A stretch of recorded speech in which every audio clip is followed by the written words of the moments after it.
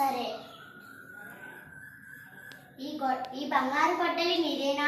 నాది కాదమ్మా. నా వంటి పేదవాడికి బంగారు గొడ్డలి ఎక్కడి నుండి వస్తుంది?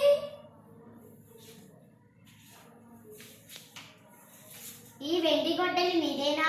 నాది కాదమ్మా. నా వంటి పేదవాడికి వెండి గొడ్డలి ఎక్కడి నుండి వస్తుంది?